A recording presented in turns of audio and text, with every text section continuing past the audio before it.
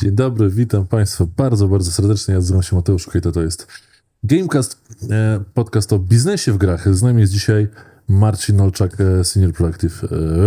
Senior Publishing Producer w Bohemia Interactive. Witam Cię, Marcinie, cześć. Cześć, witaj Mateuszu. Bardzo mi miło tutaj z Tobą być, dzisiaj sobie troszeczkę porozmawiać. Tak, dzisiaj będziemy o grzecznych rzeczach rozmawiać, wcale nie od razu o tych, o których chcieliśmy rozmawiać, ale dobry angle zarzuciłeś, myślę, że bardzo ciekawy, bo porozmawiać sobie o grach i o biznesie w grach możemy zawsze i wszyscy. Mniej więcej większość z nas mówi podobne rzeczy, bo ty jako producent jesteś... nie wiem, czy z boku bizdevu, czy nad tym, czy obok tego, ale biznes jest chyba twoim priorytetem tak naprawdę. To jest dobre pytanie, bo wiesz co, zazwyczaj... To powiedz, kim jest producent? Kim jest producent jako... Nie. Od ciężkiego pytania nie zaczynajmy, bo wiesz, nie chcę tutaj wyjść na kogoś, kto się nie zna, ale tak, w moim przypadku producent wydawniczy robi tak naprawdę wszystko, tak? Z jednej strony czuwamy tutaj nad tym, co się dzieje. Chyba nie jest dobrze, tak mi się wydaje. Ze strony developmentu, z drugiej strony, wiesz, troszeczkę robimy bizdevu, jak sam wiesz, spotkaliśmy się nieraz w Warszawie, oczko puszczam, tak, więc bardzo, wiesz, jak to się mówi na zachodzie, jack of all trades, tak, zajmujemy się wszystkim i niczym.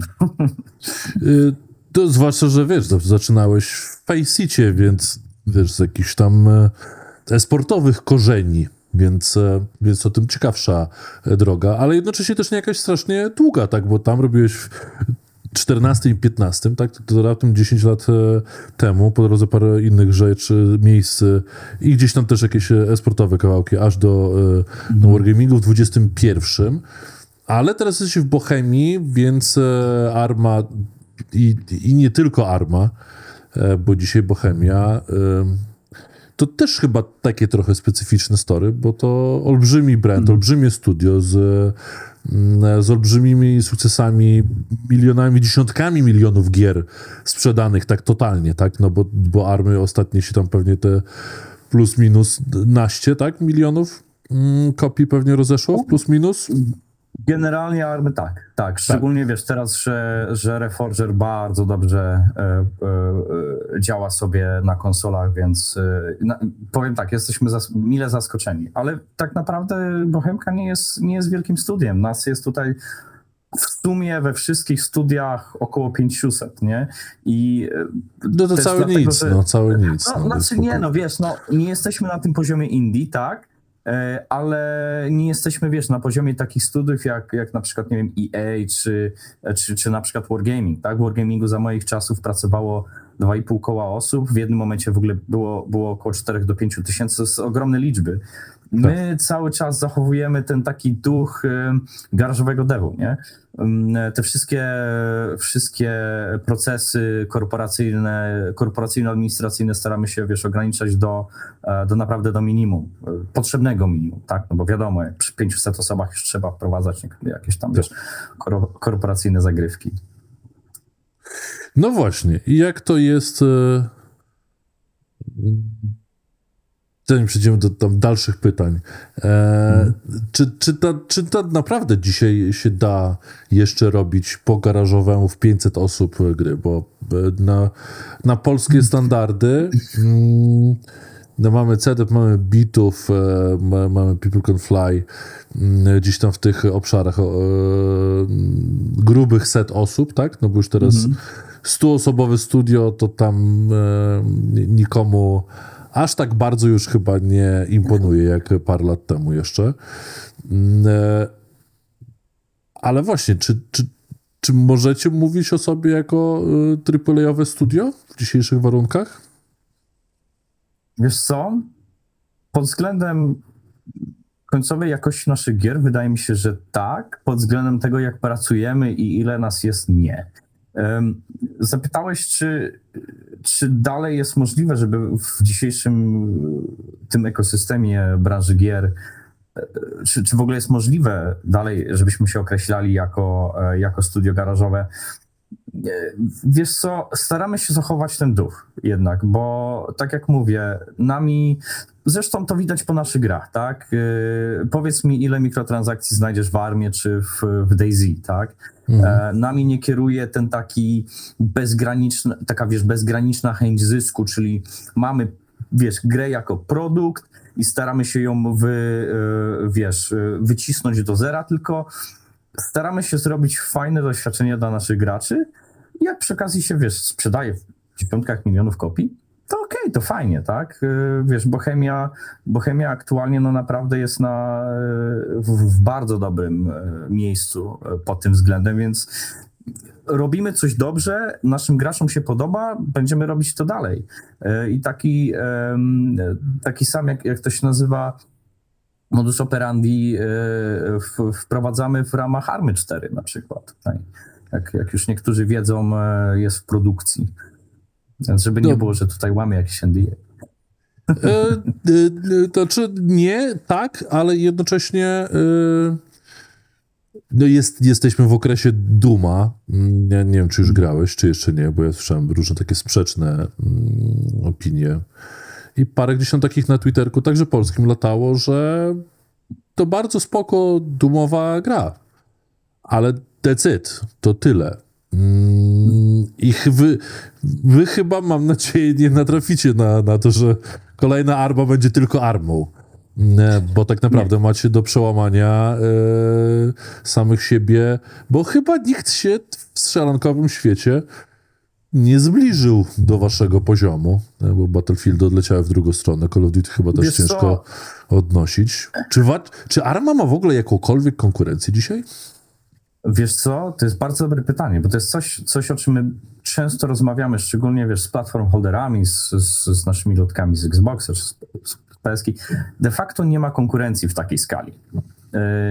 Co do samego przełamania, wiesz co, bardzo dużo studiów dzisiaj, w szczególności te, które mają IP-ki, które sobie bardzo dobrze radzą i chcą zrobić, następne części danej serii, starają się wynaleźć grę na nowo, co w większości przypadków wydaje mi się nie działa zbyt dobrze.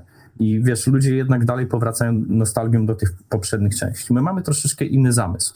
Mianowicie mamy ten taki korowy, experience army, czyli skala, czyli modability. Troszeczkę wrzucam słówek z angielskiego, jak zwykle. Nie ma problemu, raczej to standard. Raczej to standard, bo jak większość ludzi, którzy u mnie są, to są i ludzie w naszym wieku są przyzwyczajeni do tej nowomowy gamingowej, więc nie krępuj się.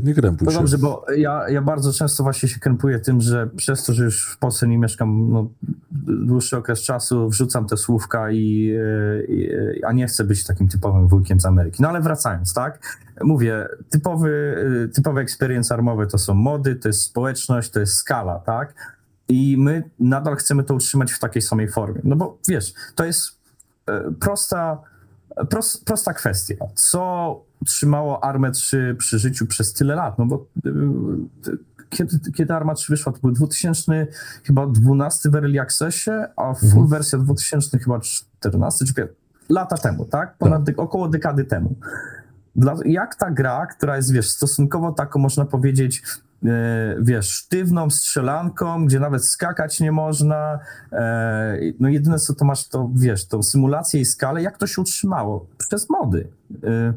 Przez to, że społeczność mogła tworzyć ogromne ilości kontentu, czy nawet jeżeli się cofniemy do Army 2, DayZ, tak? Skąd wyszło DayZ? DayZ to był na początku mod do Army 2, nie? Tak w ogóle zapoczątkowała się ta całe zainteresowanie Armą, nie? Jako platformą, więc to mówię. Wracając do twojego pytania, to korowe doświadczenie musi być to samo i po prostu wszystko, co zostanie zbudowane na tym, to będzie, jak to się mówi, additional value, dodatkowa wartość.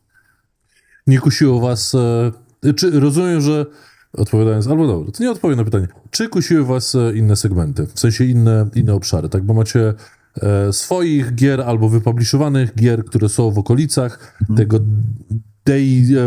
tego armowego, modowego plateau, tak to nazwijmy, bo macie na to skalę, pieniądze i chyba czas i miejsce, no bo jak się z 4 nie śpieszy człowiek i możesz sobie pozwolić, no tak jak ci najwięksi, tak, bo to tylko dla przestrzeń zarezerwowana dla GTA, Wiedźminów i tak dalej, żeby sobie robić pomiędzy częściami 10 lat przerwy, tak? Czy nie kusiło was inne obszary? RPG, strategie i tak dalej. Tak? No strategie są tutaj rzut kamieniem i te strategie, no nie Grand Strategy, które Paradox zagarnął, zachmęcił, no to ten segment strategii wojskowych jakby, no jest tam ciekawym segmentem, pomimo, że chyba nie aż tak pieniądzożernym, czy dający pieniądze aż takie duże. Wiesz co, ja zacznę od tego, że tak naprawdę my pomiędzy dużymi releasami nie mamy aż tak dużej ilości czasu, bo jeżeli bierzesz pod uwagę to, że jest, wiesz, gdzieś ponad 10 lat temu Arma 3, chwilę temu była Arma Reforger, teraz Arma Reforger, wiesz, pojawiła się też na innych platformach, teraz w międzyczasie pojawiło się jeszcze DLC do DayZ, to wiesz, to naprawdę daje nam ogromną swobodę, tak? Więc jak bierzesz te kwestie pod uwagę, to nie jest tak, że wiesz, mamy jeden release na 10 lat, tak jak, czy 15, jak wiesz, GTA i pomiędzy tym nic nie robimy, nie? Zresztą tak samo w przypadku GTA masz GTA Online, który jest takim kaszkałem od w sumie przez cały cykl swojego życia, że tego może pozazdrościć każdy game dev. Więc mówię, no i dobrze. Mamy zasoby ku temu, żeby wiesz, żeby jeszcze sobie troszeczkę posiedzieć i w naszym warsztaciku pogrzebać. Ale zapytałeś o inne, muszę się tutaj tylko, wiesz, nie wychodzić z kadru, bo ja zawsze się strasznie dużo kręcę, jak gadam. Zapytałeś jeszcze o RTS-y. Wiesz co? Były jakieś w międzyczasie gry, jakieś takie odstępy, można powiedzieć, projekty hobbystyczne. Notabene jest taki projekt dosyć starszy, no teraz już starszy, Take on Mars. No to tam taka symulacja wysłania łazika, wiesz, na Marsa. Dosyć prosta w zamyśle gra. Ale co jest ciekawe, że chłopaki, które to robiły u nas wewnętrzne, zrobiły, wiesz, całą potężną kalkulację tego łazika, wiesz, wyparcia opon. Proszę ciebie, tam można chyba, jeżeli dobrze pamiętam, nie zabijajcie mnie, jeżeli się pomylę, budować bazy, nie? Zrobili, proszę ciebie, tam obliczenia, wiesz, różnicy w gęstości gazów, tlenu i braku atmosfery i poza bazą. Wiesz, czy to jest światowym hitem? Nie, ale wiesz, sprawiło ogromną radochę ludziom, którzy to robili, a przy okazji dostali zaproszenie na workshopy zorganizowane przez NASA, więc dosyć też fajna i ciekawa sprawa. Więc wydaje mi się, tak już, wiesz, kończąc odpowiedź na twoje pytanie, wydaje mi się, że troszeczkę ta ciekawość jest teraz zaspokojona poprzez nasz publishing zewnętrzny. Tak, bo macie akcelerator. Tak. I macie i to, i to. To jest ciekawa sprawa, tak? Bo sama... Opowiedz, proszę, opowiedz. Oj, dobra, no więc tak. Inkubator, nasz publishingowy label nazywa się Bohemia Inkubator. Cała idea inkubatora powstała kilka lat temu, kiedy jeden z takich programistów, który tutaj siedział przez 15 lat, kończył przygodę z Bohemią i chciał zacząć nową przygodę, tak? I to jest bardzo śmieszne. Spotkał się, urządził jakiś tam barbecue ze znajomymi z pracy i przy okazji był tam też szef, prezes biura, prezes Bohemki Marek. I tam ten chłopak pokazywał mu tą grę Dram. No zaraz dojdziemy. Do tego Dramu pokazywał tą grę, stwierdził, że mu się podoba, tylko że jeszcze nie ma jak tego wydać. No i wtedy Marek zaproponował, że w sumie możemy pomyśleć o tym i zrobić coś w tą stronę. No i tak narodziła się po pierwsze Silica, czyli pierwszy projekt inkubatorowy i sama idea inkubatora. Na samym początku był to zamysł właśnie takiego inkubowania gier wewnętrznie, czyli jeżeli pojawią się jakieś fajne pomysły, no to dlaczego byśmy tego nie wydali? No i okazało się, że w sumie Silika odniosła sukces, to zdecydowaliśmy, że czemu tego nie spróbujemy się uzewnętrznić na inne studia, które potrzebują wydawców i spróbujemy to przerobić w takim, można powiedzieć, dodatkowy filar biznesu. No właśnie. I teraz rozumiem, że macie kolejne tematy na talerzu. Tak? Bo teraz ogłosiliście polskiego Minecrafta. Nie wiem, czy to możemy tak... To jakby ktoś nie wiedział. Jakby ktoś nie wiedział, Polacy nie gęsi swojego Minecrafta robią, a Czesi nie Polacy i nie gęsi, ale go wydają. Tak. Słuchaj, tak, robimy. Robią nam go chłopaki z Warszawy, notabene, których też miałeś okazję poznać przy pewnej bardzo fajnej okazji. Tylko że właśnie tutaj przychodzi ta kwestia. Ludzie patrzą na Everwinda, o którym tutaj jest mowa, bo już nie Skyward. Skyward to było przed rebrandem. Można sobie tutaj dopowiedzieć. Patrzą na Everwinda i rzeczywiście mówią tak, że to wygląda jak Minecraft, po czym zagrają i mówią, że to jest kompletnie inny, inaczej, to jest inny, większy experience niż to, co daje bazowy Minecraft, więc no słuchaj, jakby nie patrzeć, wygląda, że to dosyć fajnie rezonuje z graczami, bo do tej pory zebraliśmy ponad 222 000 wishlistów na Steamie. Przy okazji gra zmierza na różne konsole, więc wygląda, że tutaj też się nie pomylimy w naszych założeniach.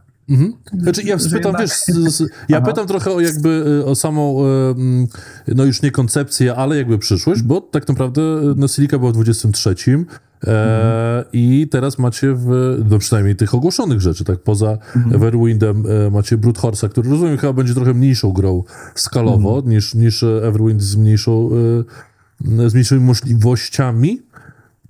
No i pytanie, czy jesteście, czy robicie to na szeroko, rozmawiacie z, nie wiem, z serią kilkunastu studiów, bo macie, no, audience taki szeroki, no mega szeroki, bo teoretycznie każda gra, która jest strzelanką w tej czy innej formie, nie musi być militarną strzelanką i każdy survival na świecie, mniejszy, większy, albo gra w okolicach tego,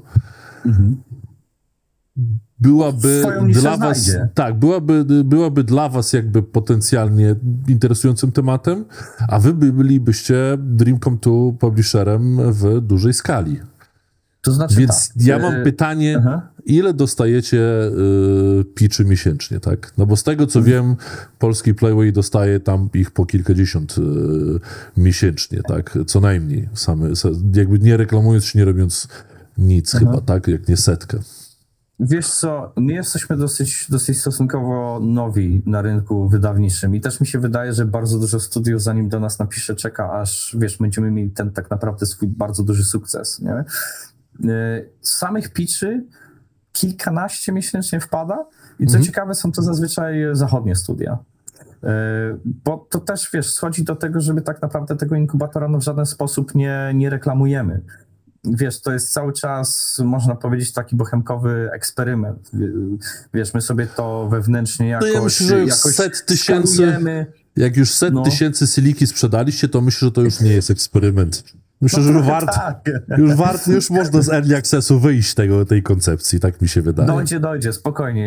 Jeszcze Early Access chwilę będzie, ale gra wyjdzie w końcu.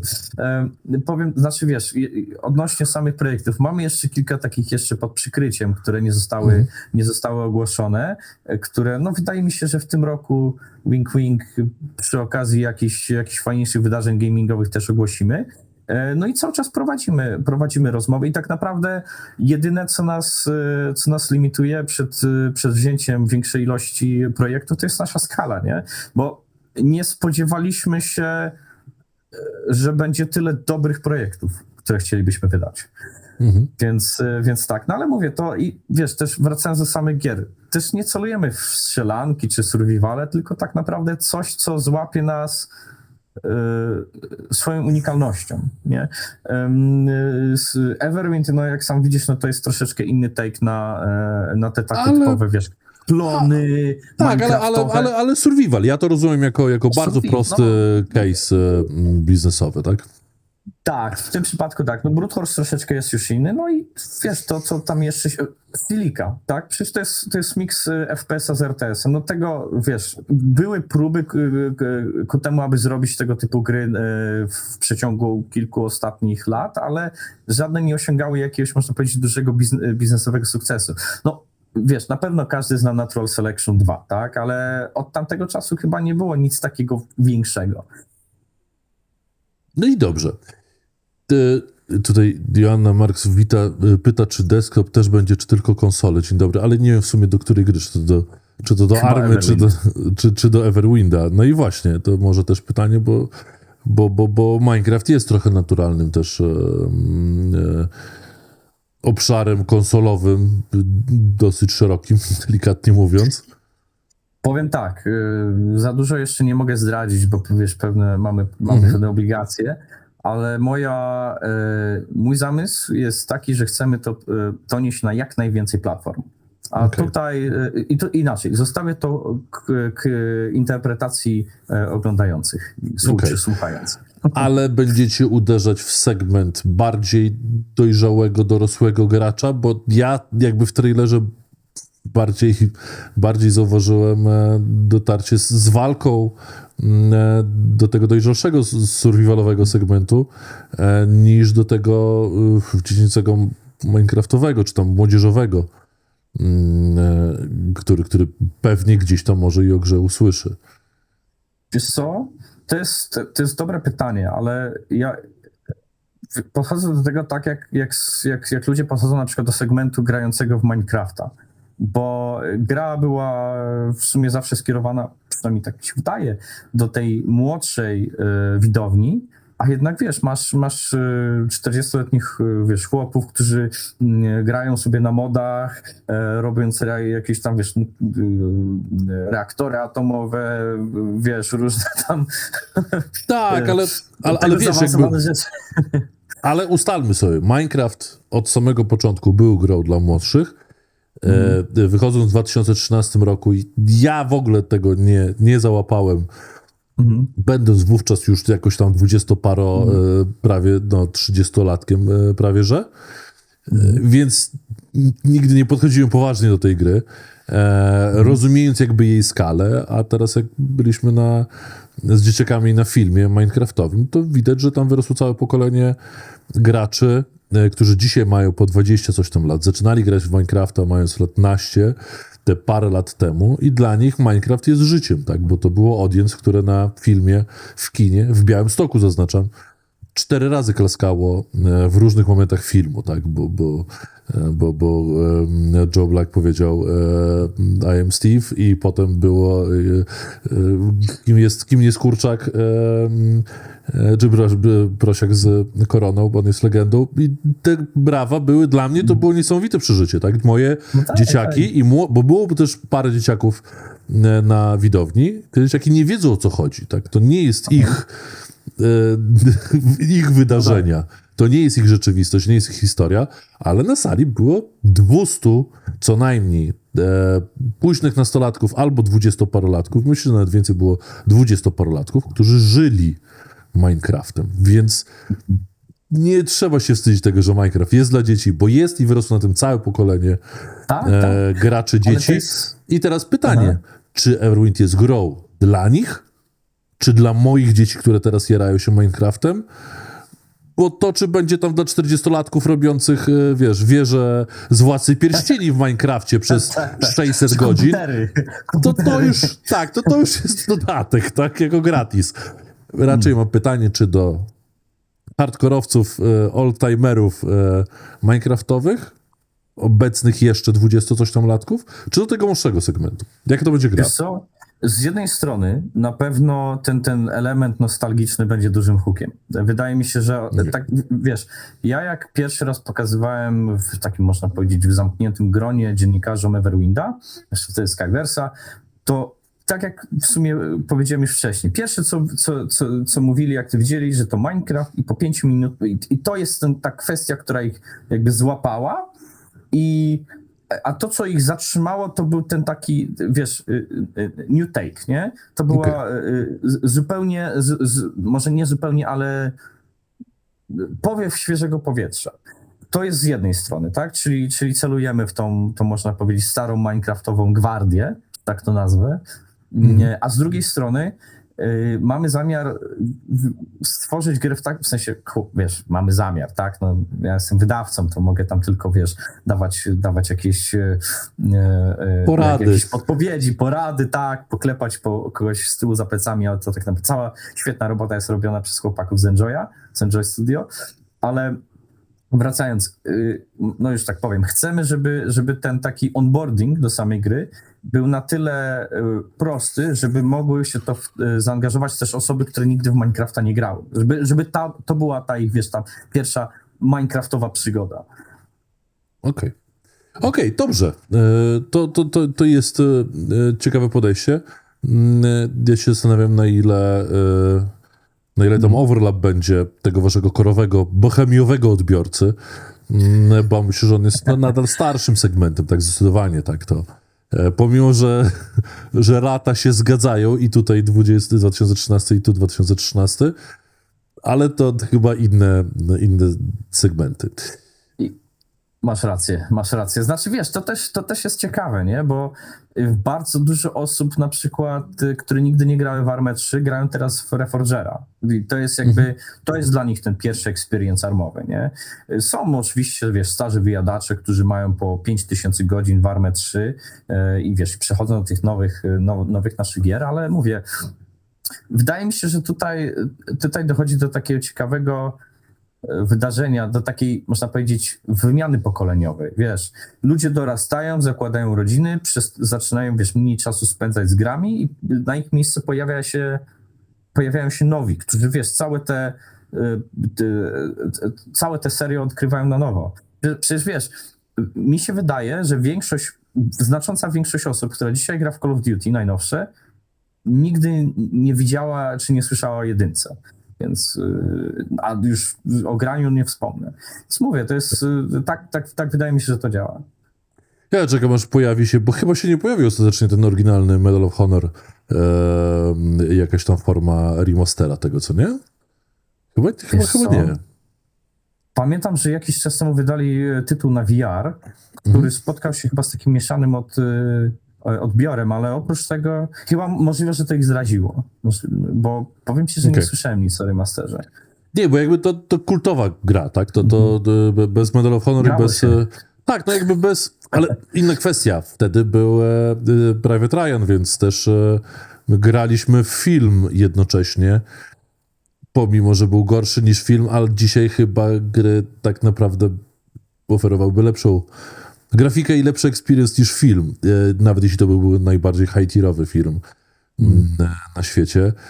Jest coś w tym, co mówisz. No i to też już wielokrotnie podkreślałem i podkreślało paru gości u mnie w podcaście, że no, dzisiejsze dzieciaki chyba nie znają wojny, tak? Nie bawią się w wojnę. Znaczy rozumieją koncept pewnie, słyszał o tym, że Rosja i Ukraina i tak dalej, kto jest zły, a kto jest dobry, ale jednocześnie no, ja swoim chłopakom kupiłem żołnierzyki, czasami się bawimy, ale to nie jest ich fokus. Nawet nie przypominam sobie, żebym usiadł i jakiś film wojenny obejrzał z nimi kiedykolwiek, co rozumiem, jak ja miałem lat 8, 9 czy 10, no jakby się zdarzało tak, no bo w telewizji zawsze był prędzej czy później jakiś film wojenny, nieważne jaki. Wiesz co?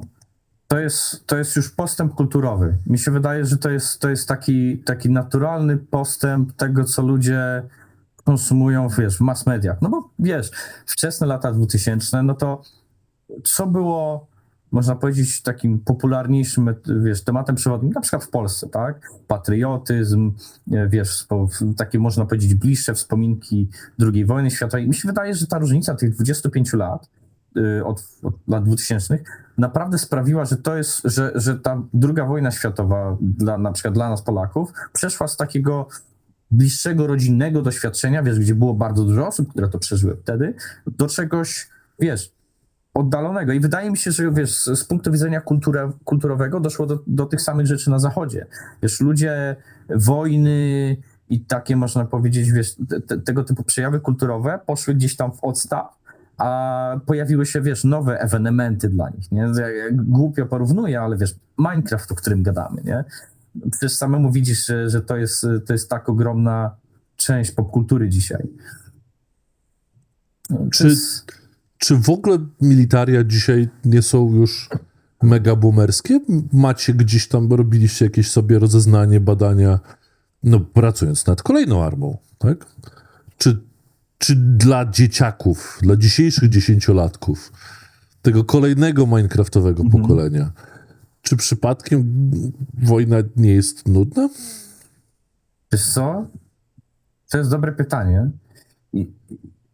Samej analityki wydaje mi się taki dokument, bo ja troszeczkę dalej jestem od samej army, więc ciężej mi się wypowiedzieć.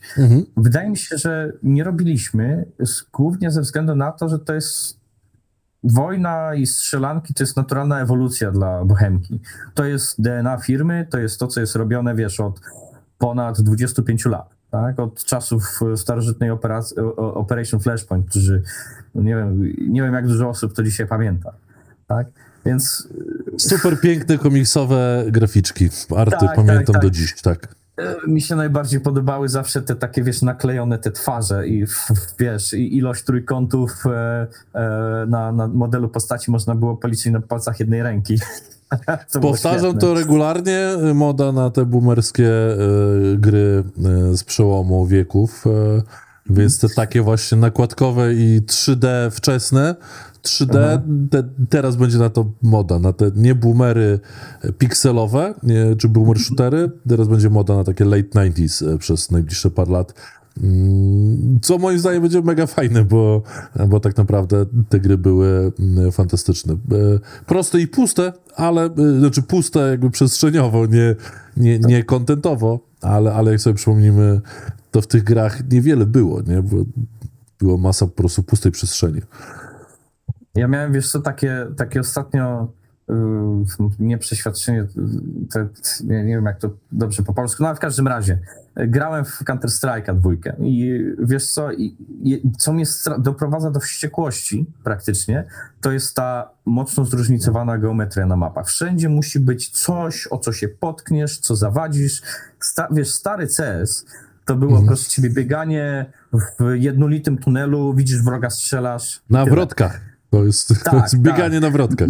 Tak. Bieganie, wiesz, to odbijanie się od ścian, te bunny hopy, to wszystko, ale wiesz, chodzi mi o to, że to był prosty gameplay, tak? Tak, wiesz, te levele nie były zaśmiecone, wiesz, bo tak naprawdę, no czym jest CS? CS to jest, wiesz, prosta rozgrywka, 5 na 5 i tyle, nie? Tam nie chodziło o to, że mapa miała być piękna, czy żeby, wiesz, żeby skybox był zróżnicowany, czy żebyś, wiesz, żeby jakieś rzeczy migały, czy coś, tylko prosty skill, plantujesz pakę i wiesz, i wygrywasz, nie? A dzisiaj, wiesz, grasz, masz wszędzie jakieś efekty dźwiękowe dodane, w oddali słyszysz jakieś, wiesz, samochody jeżdżące, czy proszę ciebie, czy cała mapa jest zawalona, wiesz, w geometrii, nie? Więc no, ja jednak jestem za tym, żebyśmy w przypadku takich gier przynajmniej nie odchodzili od tego starego game designu i wiesz, i wrócili do prostego boomer shooterowania z lat 90. No myślę, że dzieciaki też tego oczekują tak naprawdę, bo tak jak sobie zerkniesz na te najpopularniejsze gry, to zawsze jest tam dosyć spory kawałek gier prostych. Albo no, nieskomplikowanych, tak? I teraz tak, ja mam, bo mieliśmy sobie już o czym innym rozmawiać, ale teraz ciężko mi do tego wrócić. Ale może przerzućmy w drugą stronę, bo tu jeszcze Asia Marek rzuca, że nie do końca teraz kluczem są granaty i każdy piksel, który zawadzi, może zmienić całą strategię. Tak, no to gry e-sportowe rządzą się zupełnie innymi prawami, tak, bo jednak tam wydajność jest królem. I de facto prostota CS-a pozwoliła mu wspiąć się gdzieś tam na wyżyny, tak? No bo nie oszukujmy się, to nie jest gra realistyczna, bo nawet bieganie nie jest realistyczne, tak, bo tam No nie czuje się ani ciężaru, ani... Strzelanie.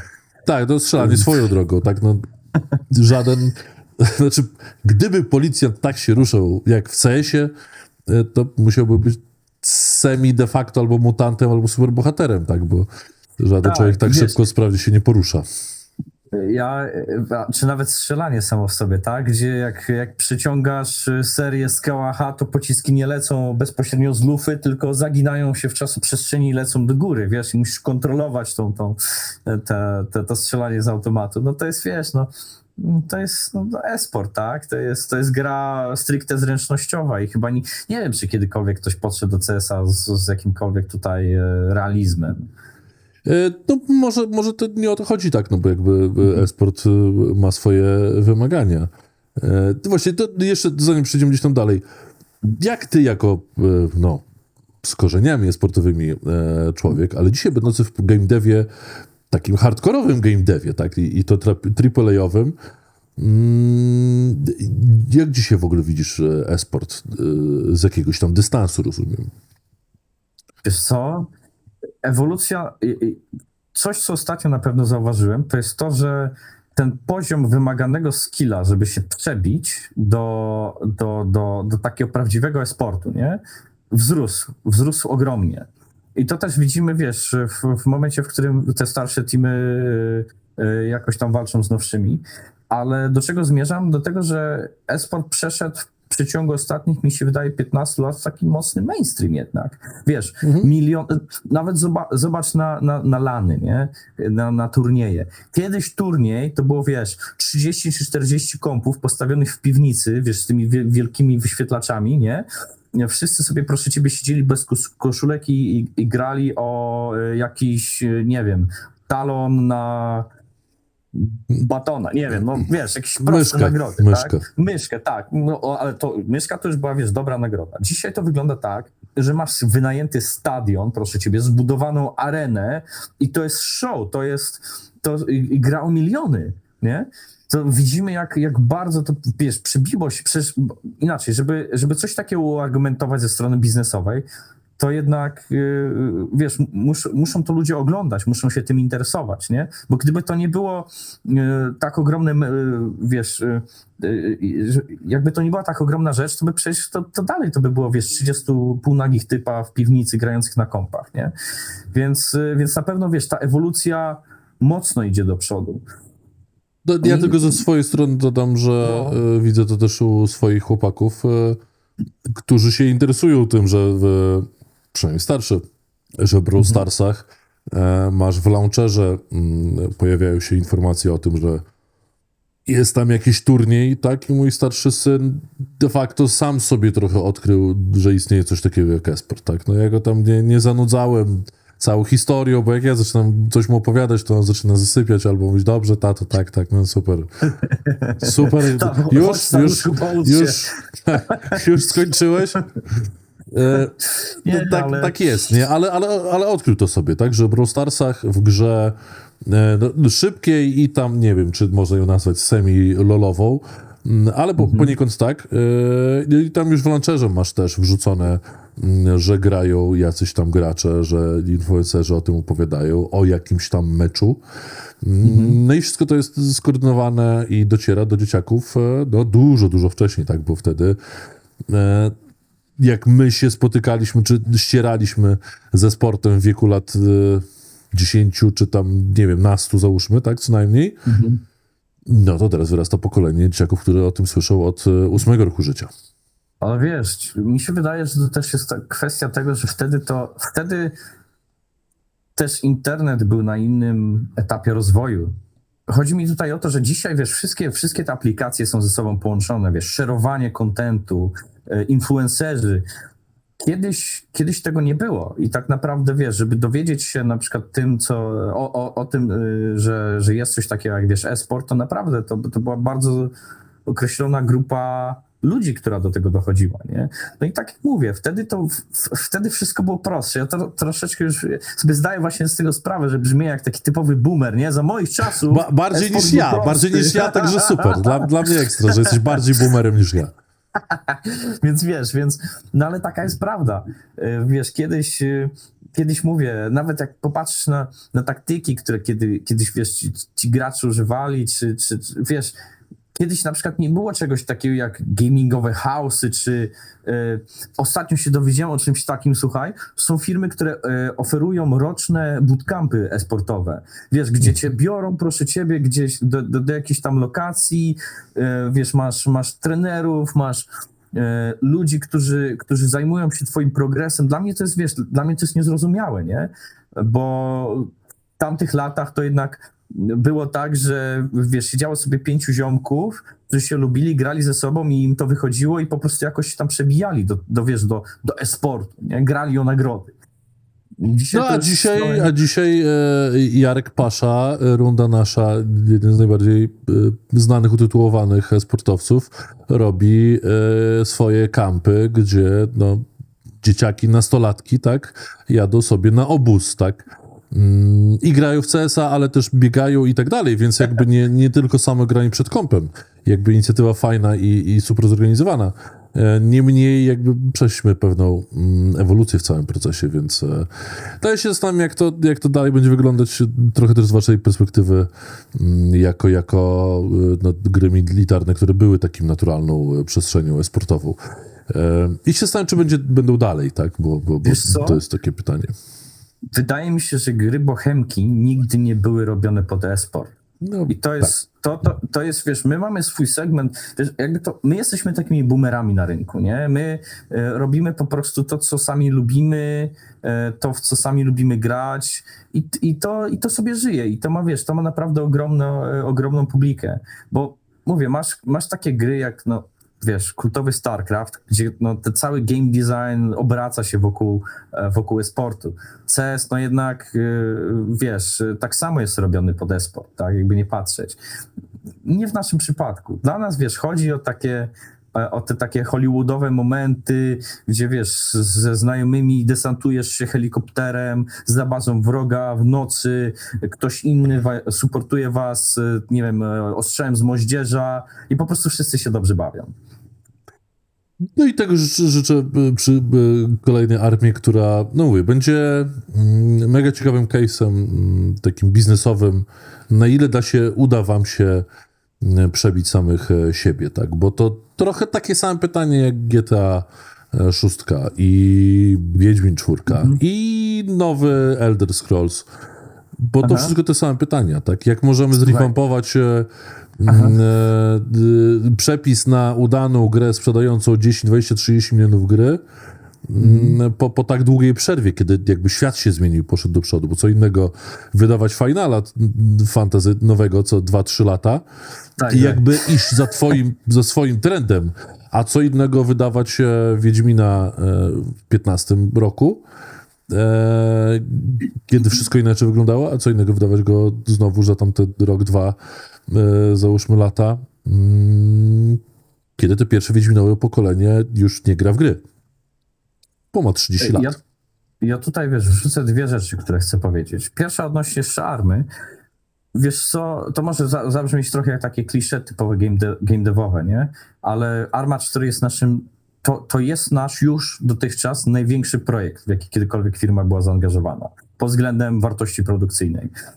A druga rzecz, tak odnośnie tego, co wspomniałeś, odnośnie tego, kiedy gry wychodzą, to jest też bardzo duża kwestia dla wydawców, bo czasami, wiesz co, wydanie projektu, inaczej, sukces projektu może być w dużej mierze zadecydowany przez to, w jakim momencie wyjdzie, nie?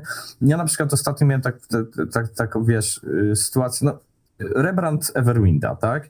Wypuściliśmy, case in point, nie? Wypuściliśmy teaser gameplayowy, no przyjął się świetnie, nie? Ogromna ilość wyświetleń, powiem ci, na social mediach organicznie to złapało miliony, żeby cię nie oszukiwać, ja, bo wiesz, sobie liczyłem, podsumowałem się, tak można powiedzieć. A dlaczego? Bo to był czas, kiedy akurat pojawił się ten minecraftowy film, nie? Dla nas marketing zrobił Minecraft. I wiesz, i ludzie zaczęli szerować filmy pod tytułem klon minecraftowy, nie? Więc Czy ty mi chcesz powiedzieć, że super by było, gdyby w okolicach premiery Army 4 była jakaś wojna, czy to tylko... Czy to mój pokręcony umysł? słuchaj, to by był już, można powiedzieć, taki marketing wyższego stopnia, tak? Czyli, wiesz, robienie jakichś geopolitycznych ruchów, żeby wywołać gdzieś wojnę w ramach promocji swojej gry. Tak daleko jeszcze nie pójdziemy, żeby nie było, nie? Tylko Ale tutaj- dobry film wojenny by się przydał, nie? Tak, ale to jest, wiesz, to ma sens, nie? Bo to, wiesz, to, co ludzie widzą, to, co ludzie konsumują na social mediach, nawet na plakatach, jak wiesz, sobie gdzieś chodzisz, widzisz coś, to się gdzieś zapisuje, nie? Więc jeżeli, wiesz, ktoś chodzi sobie na przykład po mieście cały dzień i widzi, wiesz, wszędzie minecraftowe rzeczy, wspomnianki o tym filmie i potem wraca i widzi na TikToku na przykład, wiesz, lepszy Minecraft, nie? No, kliknę sobie, nie? Zobaczę, co to jest. O, fajne, zawiszuję, kupię, nie? Więc mówię, to wszystko działa, nie? To jest, tylko mówię, no, ja mam nadzieję, że wiesz, jako pacyfista zabrzmę trochę, ale mam nadzieję, że nie będzie wojny na release Army 4. No, znaczy, nie oszukujmy się też, Arma Trójka wychodziła w czasach takich, no, w porównaniu do dzisiaj, czy w porównaniu do 2001-2002 roku, w stosunkowo spokojnych czasach, pomimo wojny w Syrii. Ale co mi innego teraz padło do głowy, jak mówisz, czy ja powiedziałem o wojnie, a potem o filmie, czy wy, bo nie pamiętam, czy wy się przerzucaliście z IP Army na inne obszary biznesowe, w sensie komiks, książka, serial, nie wiem, kreskówka, coś w tym stylu? Myśleliście o tym? Mieliście takie podejście? Chyba nie, co? Wiesz co? Nie. Nic, wiesz, to też ciężko, nie? Bo my mówię... Ja wiem, czy specyficzny segment, ja to rozumiem, ale jednocześnie... To jest specyficzny segment, ale wiesz, chodzi mi o to, że my mamy tak naprawdę... Wiesz, mimo że jest nas 500, to korowa ilość, jakby większa większość, że tak masło maślane powiem, osób tutaj to są, wiesz, to są deweloperzy, nie? Więc u nas nie ma tak naprawdę, wiesz, osób, które... Kilka jest, tak, wiadomo, ale wiesz, nie mamy całych departamentów, które się skupiają na tym, na przykład jak licencjować IP-ki, żeby na przykład, nie wiem, robić filmy czy komiksy. Fajnie, wiesz, wydaje mi się, że można by coś z tego fajnego było zrobić, jakieś gry planszowe czy karty, ale no wiesz, tak naprawdę zastanówmy się, czym na przykład film z Army różniłby się od innego filmu wojennego? Nie? No bo w Armii nie masz charakterów, do których się przywiązuje. Wiesz, na przykład Uncharted, nie? Uncharted fajna gra, masz postacie, do których się przywiązujesz, zrobili z tego film z postaciami, które już znasz, nie? W przypadku filmu z Army, co by było, wiesz, tym takim medium przenoszonym pomiędzy grą a filmem. Wybuchy, czołgi, samoloty, też masz w innych filmach. Tak, no ja rozumiem, że brak fabuły, powiedzmy brak fabuły jest problematyczny, ale się zastanawiam, czy podchodziliście do tego, czy researchowaliście sobie tak biznesowo, jakie są możliwości w ogóle, tak, bo o ile Battlefield i Call of Duty też tak średnio do tego podchodziły, ale jednocześnie były brandami same w sobie i te uwielbienie amerykańskie tych tytułów chyba robiło całą robotę. I tak naprawdę bardzo dużo tytułów tych amerykańskich no sflopowało, tak, bo i Assassin średnio wyszedł film, no i ten Uncharted też tak naprawdę średnio wyszedł film, pomimo, że może nawet nie powinien, ale chyba też w takim mocno napchanym okresie wyszedł.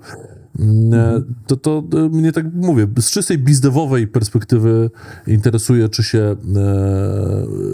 się interesowaliście tym, bo jednak te naście milionów sprzedanych kopii gry jakby warunkuje, że mielibyście ku temu. Jak wyglądałaby fabuła, to już jakby drugorzędna kwestia, tak? Wiesz, ale... Zrobienie fabuły do kampanii Army 3 czy do filmu, to jednak ma jakieś tam wspólne mianowniki, ale wiesz, no nie wiem, wydaje mi się inaczej. Nie wydaje mi się, że jest to naprawdę duży temat przewodni u nas. Znaczy inaczej, nie jest. Jeżeli już dochodzi do jakichś rozmów o tym, to wiesz, to gdzieś tam przy kawie, hej, może wiesz, zrobimy film, nie? O armię, czy coś takiego, co najwyżej. ale mówię, no my się stricte skupiamy na tym, żeby po prostu zrobić fajne gry. To jest takie troszeczkę... Ja wiem, że to nie jest popularny tok myślenia dzisiaj, nie? Bo jednak jak zobaczysz na takie molochy, czy Battlefieldy, czy Call of Duty, szczególnie Call of Duty, tak? Oni mają burzę mózgów całych departamentów o tym, jakich aktorów ściągnąć jako postacie do gry, żeby ludzie kupowali skiny, nie? Z jakimi innymi IP-kami się jeszcze powiązać, żeby wrzucić można powiedzieć, kolejną segmentację, można powiedzieć, oglądających, czy potencjalnych userów, żeby przerzucić do nich, więc nie, u nas tak to nie działa, my sobie siedzimy, gadamy o tym, jakie fajne feature'y zrobić, o tym, jakie będą DLC-ki, czy następne odsłony naszych gier. Okej. No dobrze. To sobie przegadaliśmy chyba tak wszystko, armowo powiedzmy przynajmniej, czy publishersku troszeczkę też. I wróćmy do tego, co na początku, przed callem, przed streamem zarzuciłeś, a mianowicie temat tego, jak to jest być Polakiem pracującym w czeskiej firmie. No mi to od razu połączyło się kropkami z innym tematem, bo to nie jest tylko pracowanie w czeskiej firmie, ale pracowanie w dużej firmie, tak to też ujmijmy, game devowej dużej firmie. I coś, co mi regularnie przewija się gdzieś tam na tapecie, i to ludzi robiących w game devie i gdzieś tam w hardware'ze bardziej, a mianowicie to, że mamy taką specyficzną sytuację, w której na pewno z Polski wychodzi sporo talentów i mamy trochę osób zaangażowanych i pracujących w game devie, czy w branży growej, czy elektronicznej, tak to nazwijmy, trochę dalej niż w Polsce, ale jest swego rodzaju glass ceiling dla niektórych, albo dla dużej części i jest swego rodzaju, no, pod pewnym płaszczykiem takich niedopowiedzeń funkcjonujący semi-aktywny rasizm w zatrudnianiu ludzi na konkretne stanowiska. Kontynuując, tylko dokończę. W dużej mierze, jak pracuję od lat z ludźmi z całej Europy prawie, że to wiem, że Polacy pracują super. Często są dużo bardziej kompetentni albo dużo bardziej doświadczeni niż jacyś tam menadżerowie z zachodu. Widziałem to wielokrotnie. I wiem, że nie wszyscy mogą, prawda, się takimi historiami pochwalić, bo nie. Ale wiem, że to funkcjonuje.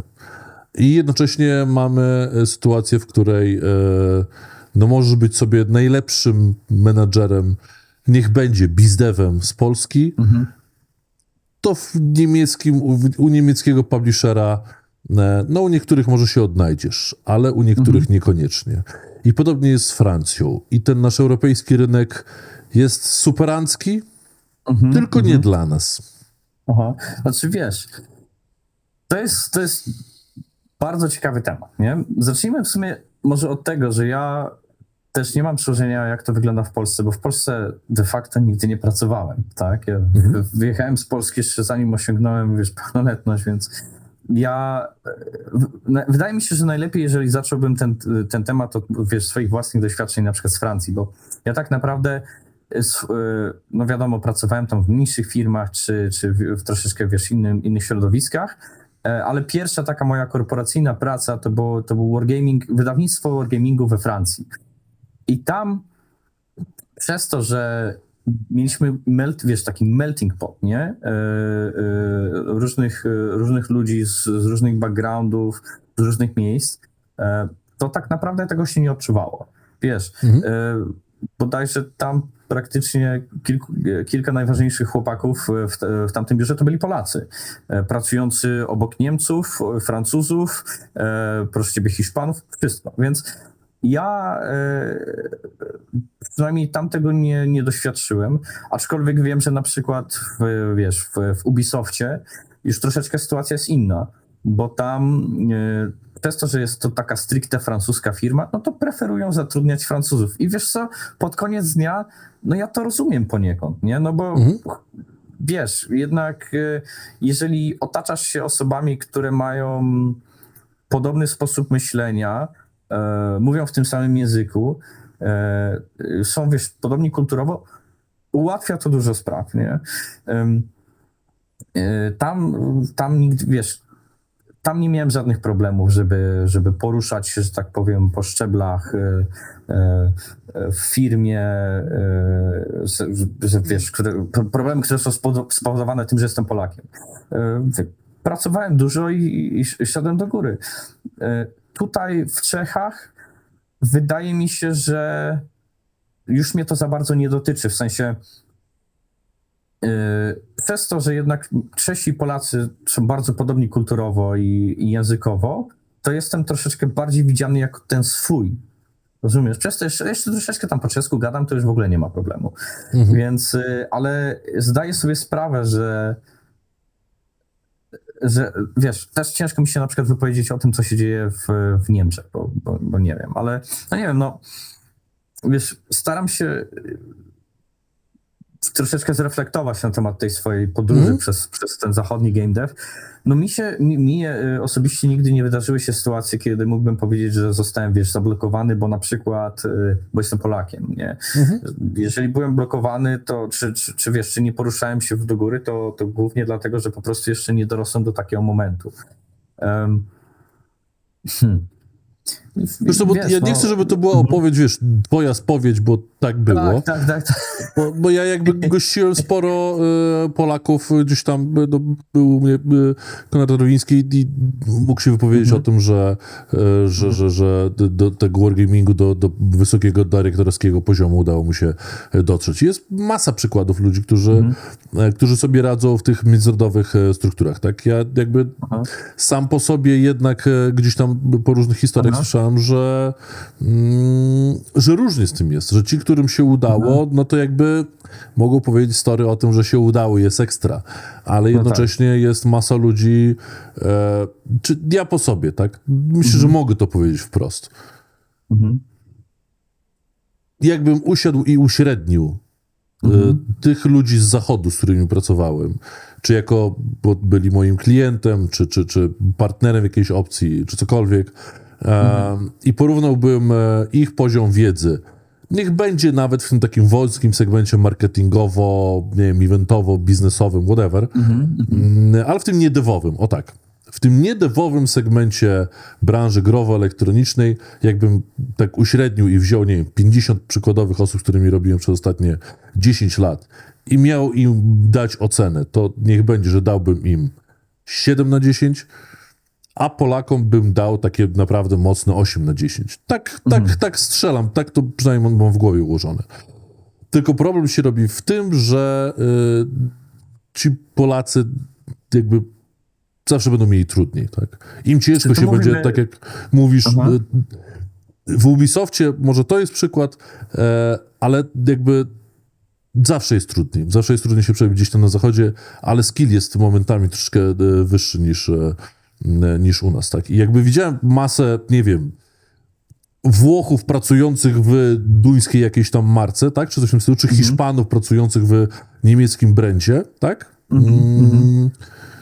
Bo tak jakoś tam wychodziło, a potem się okazywało, że rozmawiałem z tym Hiszpanem i on tak nie do końca wiedział, o co chodzi w marketingu, ale tam to coś tam zrobił, nie? No jak ty, mordeczko, jak ty w ogóle załatwiłeś sobie tą robotę? No bo ja znam rynek hiszpański, on jest duży i tak wiesz, no ja tam znam jeszcze jakiegoś tam Francuza z innego publishera, coś tam, nie? Ja tak mówię, come on, to jakby czy mi się wydaje, że ludzie z Polski nie dochrapują się? Czy jest po drodze jakaś bariera? Czy to trochę zebranie wielu czynników i po prostu tak się układa?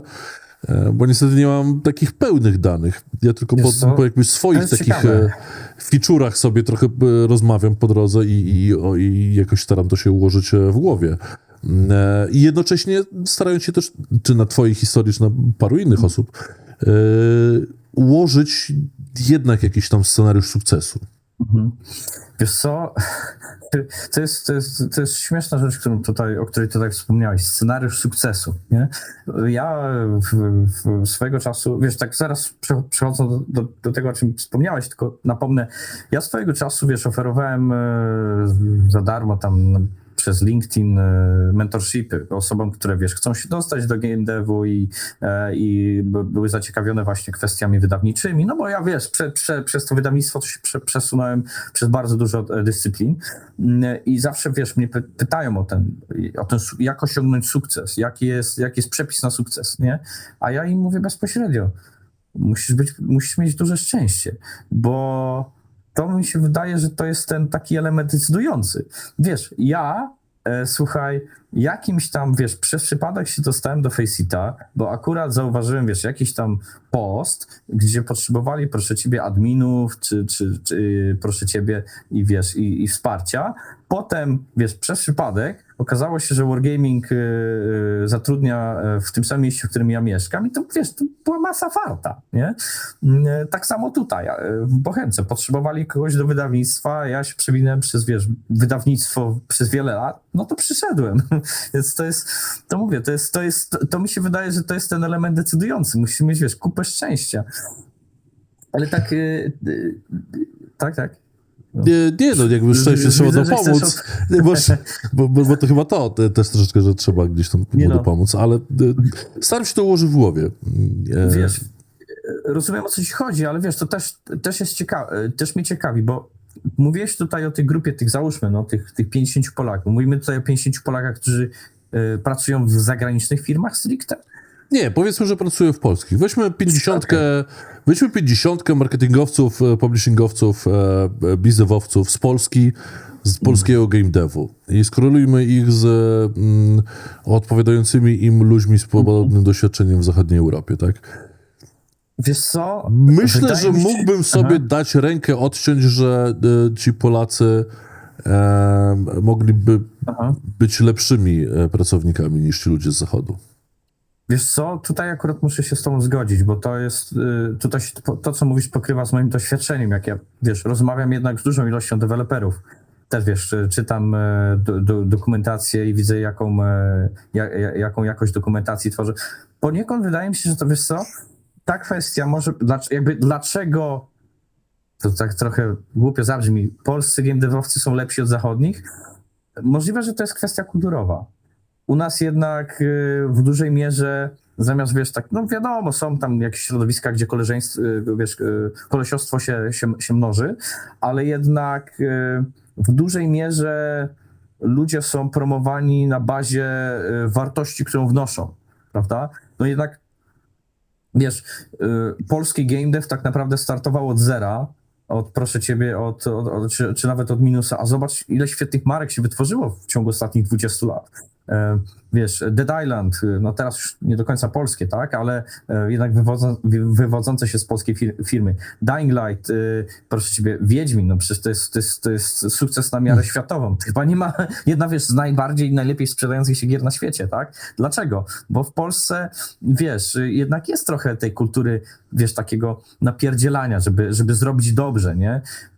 Wiesz, to się mówię, to się bardzo dobrze pokłada z moim własnym doświadczeniem, tak jak wspomniałem, w rozmowie z deweloperami z różnych krajów.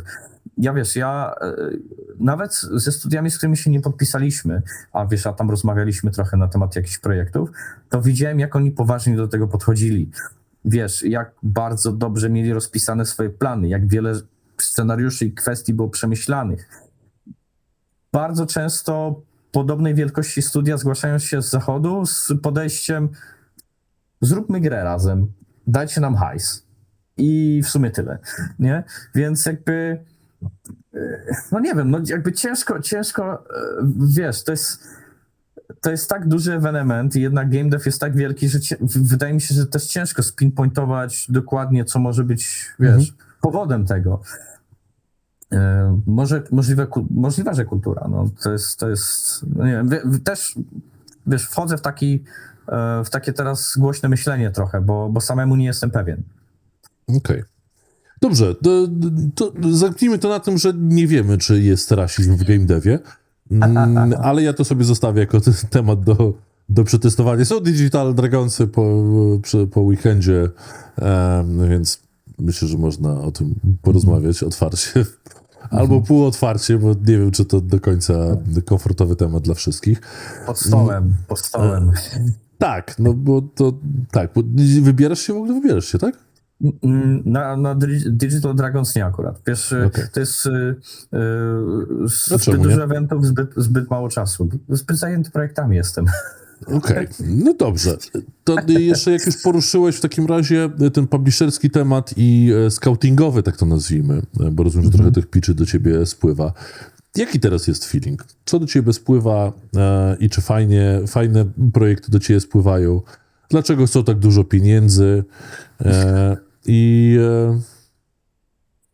Oj, gdzie mogę, wiesz, zacząć? Pitche fajne, dużo tak. Nie no, dobra, troszeczkę rozwinę to, ale wiesz co, to zależy, nie? Bo generalnie w przypadku pitchy to powiedziałbym 50-50, nie? Dużo wpada tam takich, wiesz, można powiedzieć, bardzo prostych, mówiąc bezpośrednio z małą szansą na sukces z wielu powodów, czy dlatego, że team jest zbyt mały, czy nie mają, wiesz, doświadczenia, czy nie wiadomo jeszcze, wybierz jeden z miliona powodów, ale powiem ci, że coraz więcej trafia do nas takich fajnych, obszernych projektów, które jednak mają, wiesz, jakieś teamy z naprawdę, wiesz, fajnym zasobem doświadczenia, nawet z publishowanymi już grami wcześniej, nie? Więc tak to wygląda. A co do słowa klucz, które powiedziałeś, czyli dlaczego chcą tyle kasy, no wiesz, prawda jest smutna, bo wszystko teraz jest bardzo drogie. Wiesz, to też się sprowadza do tego, jak dzisiaj gracze się pytają, kurde, dlaczego gry są tak drogie, nie? No bo trzeba Ale nie ludziom są zapłacić. drogie. Ale nie są drogie. Ustalmy to sobie. Ale- Ja jestem za tym, żeby stworzyć fundację grową, która będzie tylko i wyłącznie mówić na całym świecie, że gry nie są drogie. Bo wiesz co, bo to jest jakby to jest taki śmieszny mem, suffering from success, nie? To jest taka kwestia, bo kiedyś, wiesz, kupowałeś Call of Duty za 80 czy 90 zł w starych, dobrych czasach i miałeś, wiesz, pełny experience za śmieszne pieniądze. Dzisiaj ta kwota jest już trzykrotnie większa, więc... Call więc of ludzie... Duty było kiedykolwiek na premierę w Polsce za 100 zł? No, Oj, oczywiście. nie wiem. Call of Duty 4, jak dzisiaj pamiętam, w Empiku za 100 było. Ale w premierowym okresie, czy wiesz, No, trochę 2007 rok, premierowy okres. No słuchaj, no ja... Dlaczego w Mam, ogóle? Ja pamiętam jak dziś, za Baldura 2 w 2000 roku zapłaciłem 149 zł, czy tam 159 i that's it, tak? Słuchaj, dajmy temu marżę plus minus 10-15 zł, ale generalnie gry wtedy kosztowały około 100. No to wiesz, to jakby, no dalej, różnica pomiędzy, wiesz, 100, 120, a nie wiem, teraz ponad 200 czy 240, no jest jednak duża, nie? Ale do czego zmierzam? Wiesz, wtedy ludzie... Tak dyktowała gospodarka, tak dyktowała sytuacja ekonomiczna, że wiesz, że można było opłacić cały zespół i jeszcze zrobić na tym jakiś profit przy takiej cenie gry, nie? Gdzie jednak to też jest kolejna kwestia, której ludzie nie biorą pod uwagę. W tamtejszych czasach wytłaczanie płyt, robienie pudełek, nawet tych książeczek, to dodawało duży koszt do produkcji, nie? Tak. Gdzie dzisiaj gry są znacznie droższe, no wiadomo, ale są głównie sprzedawane w ogromnej większości przez dystrybucję cyfrową, gdzie ten koszt jednak, można powiedzieć, koszt produkcji się zmniejszył pod kątem edycji fizycznej, tylko teraz to zabierają, wiesz, platformy, nie? Więc no w sumie jakby tak się zastanowić, to jest podobnie, ale no w każdym razie, do czego zmieniam? Do czego zmierzam? Jednak, wiesz, mimo wszystko to, co mówisz, to jest prawda. Gry nie są aż tak drogie względem tego, ile fanu dostajesz z gry. Ile godzin, wiesz, kupujesz, nie wiem, na przykład Call of Duty za 50 czy 60 euro, no to jest dużo pieniędzy jednak mimo wszystko, ale masz z tego, wiesz, setki godzin rozrywki potencjalnej. Tak, no jednocześnie się mówi, że teraz rozrywka nie kosztuje nic, tak, bo wystarczą 3 abonamenty za 60 baksów miesięcznie i masz Spotify'a, Netflixa i Passa, tak, Game Passa i masz rozrywki jakby praktycznie rzecz biorąc nieograniczoną ilość, więc jakby itemowo ciężko tam doliczyć się, ile to ma, jakiej tam wartości. To mówię, byłem na GDC w San Francisco i durne śniadanie gdzieś tam, nawet nie jakiejś fajnej lokalizacji, kosztowało mnie te tam, ile, 30 baksów, tak? No tak, ale wiesz co, to jest straszliwa plaga, znaczy, nie wiem, czy to, wiesz, wynika z braku zrozumienia, jaka ilość pracy idzie na zrobienie gry, ale wiesz, ja często na przykład widzę, że nie wiem, gra kosztuje na przecenie 19 euro, a ludzie dalej narzekają, że kurde, no jak to? Dlaczego tak drogo? A to jest cena kebaba z frytkami w Berlinie, więc... Tak, no jakby ja rozumiem polskie narzekanie, polskich graczy, tak, dla których no jak wychodzi przedpremierowo, chcę zagrać w Asasyna, to muszę zapłacić za to ile tam? 400 zł, tak? Czy 300? Chyba tak, chyba 300. Tak mi się wydaje, że jak chciałeś... Ceny. Ja rozumiem, że przedpremierowe granie też jest drogie, tak? Ale still, to nadal jest 2-3 stówek, chcesz premierowo zagrać w top tier tytuł. I w Polsce to może być problem nie dlatego, że zarabiamy, bo zarabiamy więcej niż kiedykolwiek, ale jednocześnie cała reszta rzeczy jest droższa niż kiedyś. Więc my możemy narzekać. Ja myślę, że cała wschodnia, środkowa Europa może narzekać, ale nie wiem, czy Niemcy, czy Francuzi, czy Amerykanie powinni, bo 20, czy 30, czy 40, czy 50 euro nie robi w ich wypadku żadnej różnicy. To jest naprawdę ciężki temat, nie? Bo wydaje mi się, że to się wszystko sprowadza do percepcji i poniekąd, bo wiesz, ludzie, wydaje mi się, że wychodzą z założenia, że gry powinny być, wiesz, tanim medium zabawy, tak? Kupujesz gierkę za 20... Powiedz mi, pamiętasz, ile kosztował Minecraft na wyjściu? 10 euro? Pewnie tak. To był bardzo low tier, tak? No, był low tier, a wiesz, setki godzin zabawy z tego płynęły.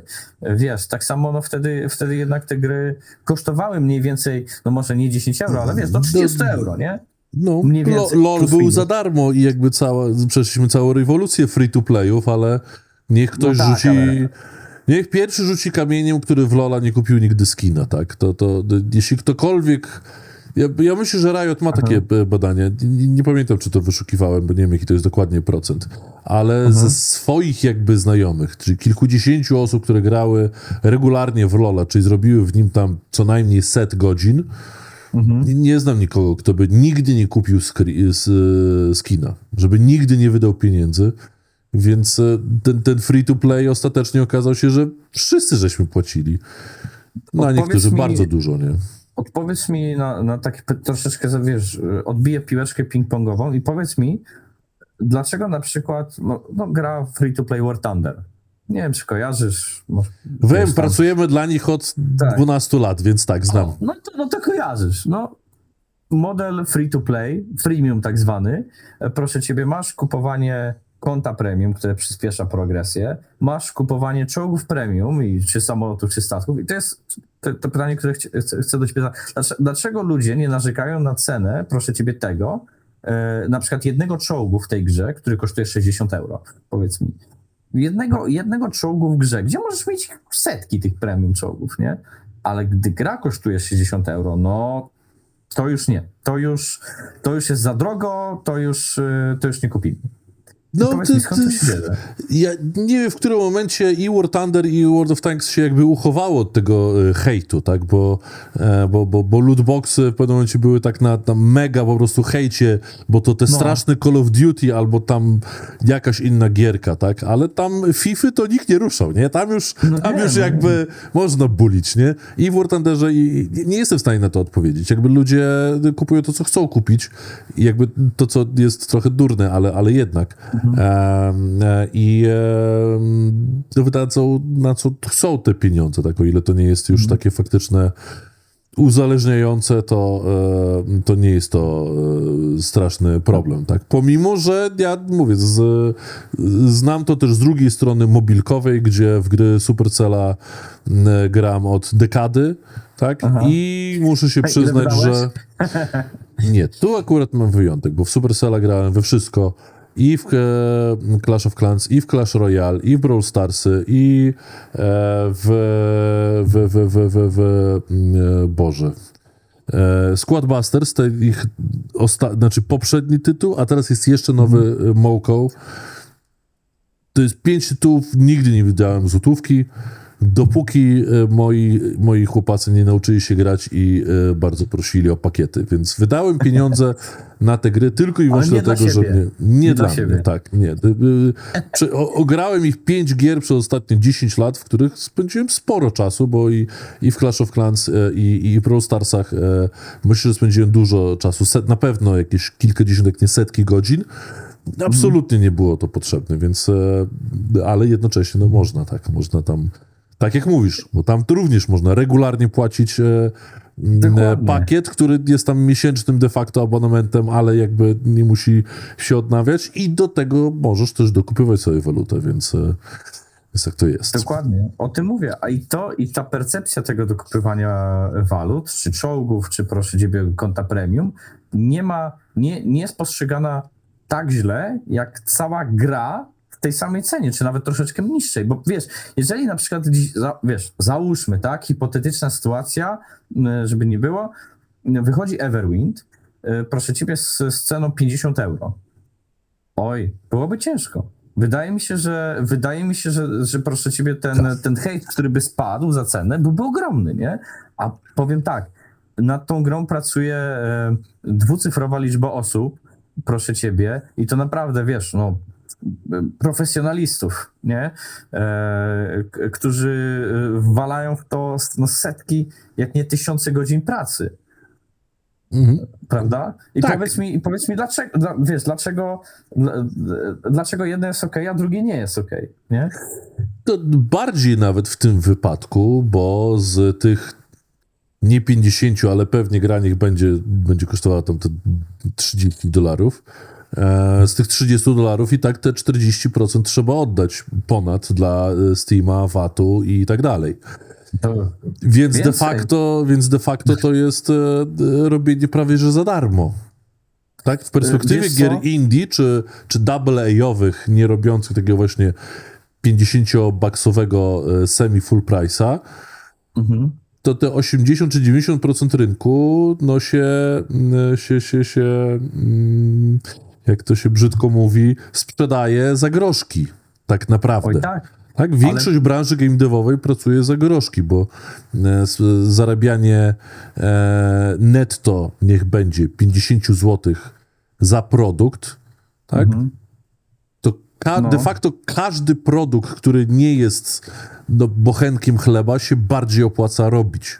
Tak? No tak. Bardziej się opłaca siedzieć i robić pączki, które dzisiaj w piekarni kosztują 10 zł per sztuka, tak? Tak, a robisz to, wiesz, w pół godziny. Ale powiedz mi jedną rzecz. Nie wiem, czy słyszałeś, że chyba tylko 2% gier na Steamie zarabia. Nie? I tutaj chciałem się w sumie sprowadzić do kolejnego dużego problemu, który gdzieś mi tam, wiesz, przemyka, no bardzo często jednak, czyli to, jak wydawcy żerują na mniejszych studiach. Bo mnie wiesz, no rozmawiasz z ludźmi, wiesz, czasami słyszysz, jakie kontrakty się podpisuje. I to jest, wydaje mi się, że to jest, wiesz, kolejny ogromny problem, bo ja bardzo dużo, powiem ci tak, nie potrafię policzyć, z jaką ilością osób rozmawiałem, które miały problemy ze swoimi studiami, czy z zatrudnieniem nawet, przez, wiesz, że tak powiem, jak to się nazywa, kontrakty napisane w sposób pasożytniczy, nie?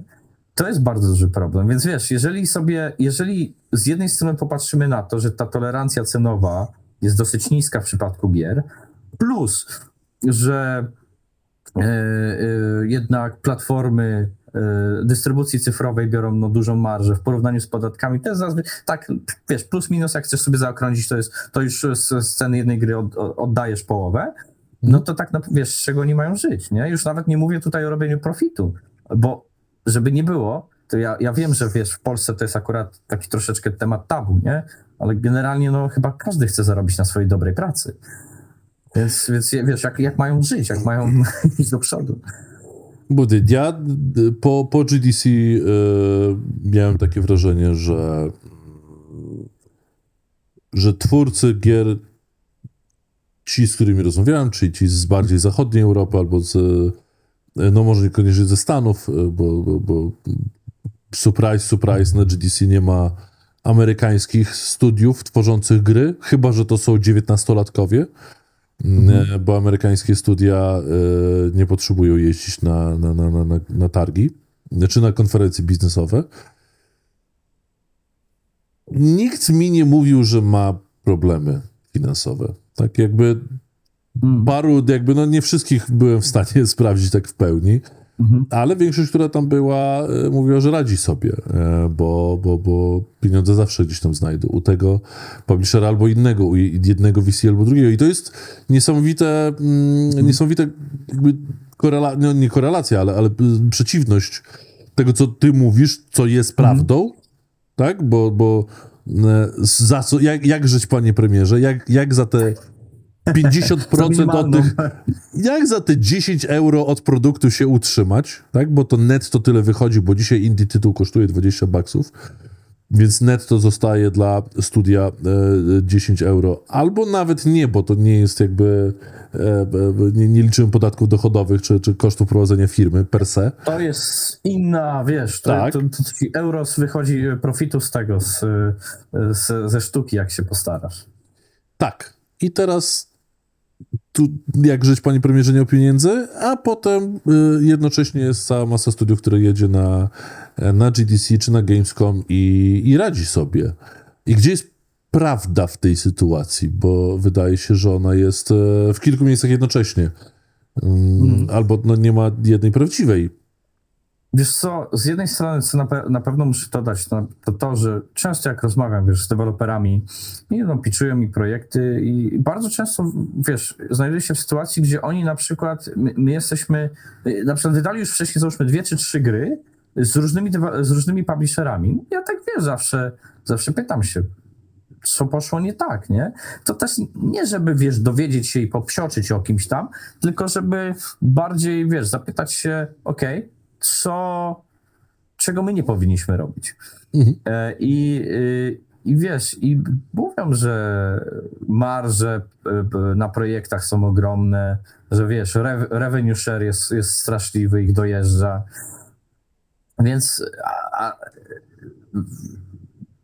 może, wiesz, może inaczej. Może dlatego ja jestem wystawiony na tą próbkę tych, którzy mieli problemy, bo jednak oni szukają publishera, więc automatycznie przychodzą do publishera z nim gadać, nie? Możliwe, że po prostu ty gadasz ze wszystkimi i również z tymi, którzy nie potrzebują pieniędzy i się do mnie nie zgłaszają, tak? Nie wiem, no ciężki, wiesz co, wydaje mi się, że to jest ciężki temat, ale dlaczego chciałem o tym wspomnieć, bo to jest, mówię, dla mnie to jest tak, no, jakby to powiedzieć, straszliwie pasożytnicze przedsięwzięcie ze strony, wiesz, dużej ilości publisherów, jakby nie patrzeć, nie? No dlatego self-publishing też rośnie albo, no, nie wiem, czy nie jest najmocniejszy od lat, tak, de facto. Od pewnie początków indie rewolucji dobre 10 lat temu, to chyba self-publishing wrócił do łask w takiej dużej skali tak naprawdę. Masz rację, ale na Steamie chyba w ostatnim roku 17 czy 19 tysięcy gier wyszło? I powiedz mi, żeby się przebić ze swoim nawet fajną grą, to potrzebujesz mieć kupę szczęścia. Już ci mówię, jestem na świeżo po jakimś tam researchu ostatnio robiłem pod jakiegoś deka. Te 13, czy tam 14 czy 15 tysięcy gier, de facto to znaczyło tylko 8 tysięcy z hakiem nowych gier, nie dodatków, nie DLC-ków, nie remasterów, nie AAA-ów i nie takich prawdziwych AA-ów dużych. To nadal dużo, ale w tej liczbie tak naprawdę jak tam sobie pokroisz i obetniesz, żeby to były gry na przykład z, bodajże już teraz nie pamiętam, ale chyba z 1500 recenzji, czy coś w tym stylu, i jednocześnie, żeby mieć dobrą tam ocenę sprzedawalną, no to musisz mieć to 8/10 plus minus, to z tych 8000 po obcięciu, że co najmniej 2000 recenzji, czy tam 1500 recenzji i chyba 8/10, czy tam 7,5/10, to ci z tych 8000 zostaje raptem gier chyba 600. Okej. To jest ciekawe, Więc to de facto... Ale nadal. Ja to wziąłem z któregoś tam artykułu, który traktował o tym, jak zrobić swoją indie grę i co jest problem, i tam było kwestia konkurencji. Artykuł się skupił na tym, że te 600 gier to strasznie dużo, bo tam też do jakiegoś segmentu, tak, pod tytułem robisz platformówkę, no to masz 60 czy 70 tytułów, z którymi konkurujesz, tak, w tym swoim segmencie. No i sobie myślałem, no 70 tytułów rocznie, to nie jest aż tak dużo. Nawet te 600, nawet te 600 czy 700 tytułów, z którymi konkurujesz w skali roku ze wszystkich segmentów, to znowuż nie jest dużo, tak? Jest dużo, jak konkuruje z 9000 gier łącznie w ogóle rocznie, czy tymi 16 tysiącami wydawanymi grami i nie tylko grami, tak, no bo one też zabierają uwagę, tak? Jedna jest kwestia, która jest tutaj bardzo ważna i przepraszam, ale muszę tu wskoczyć. Ostatnio, kilka miesięcy temu czytałem bardzo fajne badanie odnośnie tego, gdzie gracze spędzają większość czasu. I tak naprawdę to jest kolejny problem, o którym tutaj mówimy. Bo to, że coraz więcej gier się pojawia, to jest jedna część, a druga część problemu jest taka, że większość czasu ludzie spędzają w starych IP-kach, w starych grach. Tak. To jest bodajże chyba 70-80% czasu, tak? Czyli co roku masz więcej gier, które wychodzą z jednej strony, a z drugiej strony konkurujesz tylko o, nie wiem, 30% czasu danych graczy, ale i to ma sens, bo wiesz co, ja sam widzę po sobie. Ja głównie gram, moje, wiesz, go-to to jest, nie wiem, CS albo War Thunder aktualnie. Przyznaję się bez bicia, tak? Jest to mój grzech. I wiesz, i gdzieś tam z doskoku, a tutaj sobie, wiesz, pogram w Kingdom Come 2, tutaj sobie, wiesz, Stalkera 2 przeszedłem, ale to jest wszystko, to dynamicznie się zmienia, nie? I to badanie, o którym wspomniałem, świetnie, proszę ciebie, nawiązuje do moich przyzwyczajeń gamingowych. Tak, jednocześnie badania też, czy tam statystyki wychodzą, że jakby liczba gier wydawanych i tych, które realnie zarabiają w segmencie indie, rośnie jakby rok do roku.